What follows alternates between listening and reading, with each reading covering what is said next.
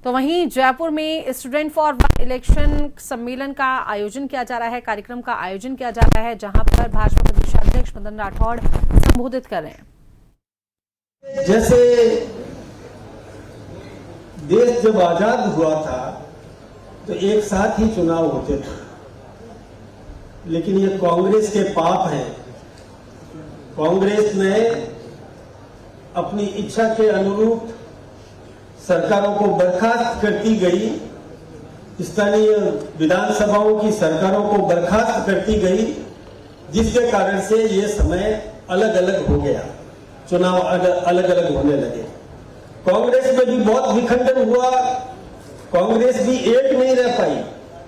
आप में से कुछ लोगों को पता होगा कि कांग्रेस का पहले चुनाव निशान था 2 बैलों की जोड़ी, वो हट गया। इंदिरा जी अपना गाय बछड़ा लेके आ गई,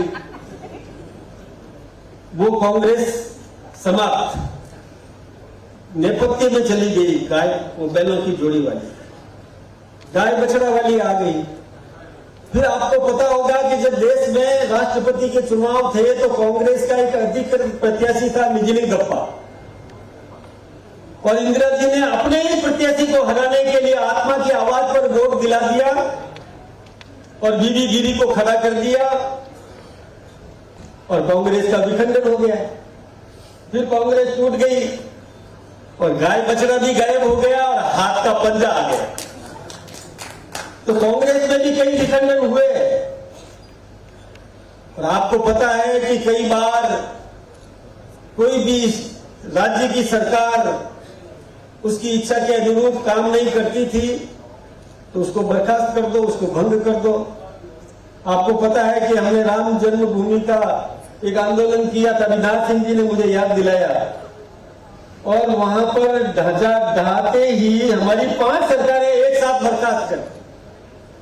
ये पाप तो कांग्रेस ने हम पर धोए थे, जिसके कारण से देश ये अलग अलग समय पे चुनाव करवा रहा है। एक साथ चुनाव होने के फायदे आपने देख लिए। आदरणीय सुनील जी बंसल साहब ने कहा कि एक बार चुनाव पर 1,35,000 करोड़ रुपया लगभग खर्च होता है, और ये बार बार चुनाव कराते हो तो लगभग 6 लाख करोड़ खर्चा आ जाता है। ये पैसा किसका है? ये पैसा आपका है। कई लोग सोचते होंगे कि हमारा पैसा कहाँ है।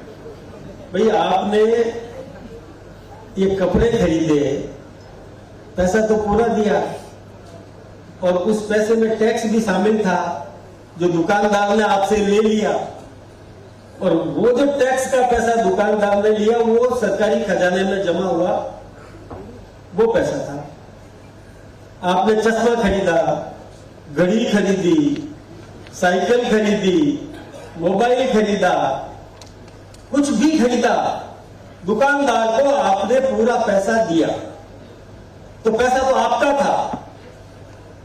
टैक्स का पैसा उसमें सम्मिलित था जो दुकानदार ने आपसे ले लिया, और वो दुकानदार ने उस टैक्स को सरकारी खजाने में जमा कराया, तो पैसा तो आपका था।